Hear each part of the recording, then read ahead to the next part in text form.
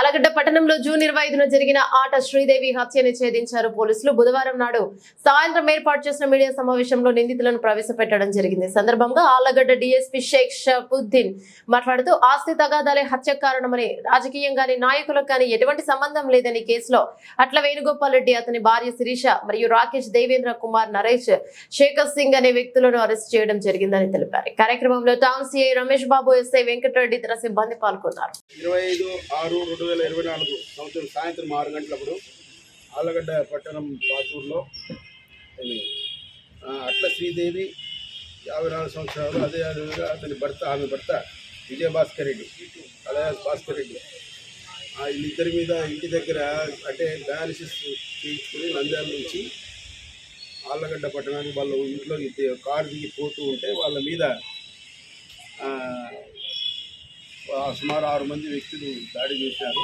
దాడి చేసిన దాంట్లో రాడ్లు, కట్టెలతో, బ్యాట్తో దాడి చేశారు.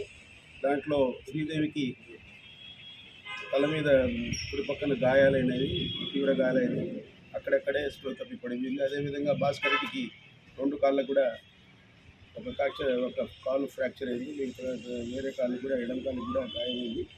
ఇమీడియట్గా తెలిసిన వెంటనే పోలీసులు వెంటనే పోయి ఒక 5 నిమిషాల్లో మా ఉమెన్ కానిస్టేబుల్, అదేవిధంగా సిఐ గారు, ఎస్ఐ ఇమీడియట్గా రష్ అయ్యి వాళ్ళిద్దరినీ కూడా హాస్పిటల్లో చేర్చడం జరిగింది వితిన్ మినిట్స్లో.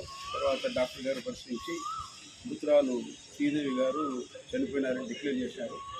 తర్వాత భాస్కర్ రెడ్డి గారిని నంద్యాల గవర్నమెంట్ హాస్పిటల్కి రెఫర్ చేయడం జరిగింది.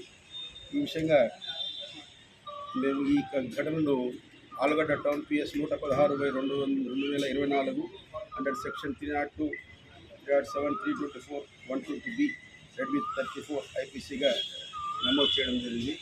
అదేవిధంగా మృతురాలి కుమార్తె రమేష్, ఆమె వచ్చి కంప్లైంట్ ఇచ్చింది. ఆమె కంప్లైంట్ మేరకు కేసు రిజిస్టర్ చేయడం జరిగింది. ఆమె వేణుగోపాల్ తమ్ముడు, అంటే వాళ్ళకు చిన్నాన్న వేణుగోపాల్ రెడ్డి, అతని భార్య శిరీష మీద మరియు సుబ్బారెడ్డి వాళ్ళ కుటుంబ సభ్యులు, అతని ఫ్రెండ్స్ మీద మొత్తం 11 మీద కేసు రిజిస్టర్ జరిగింది.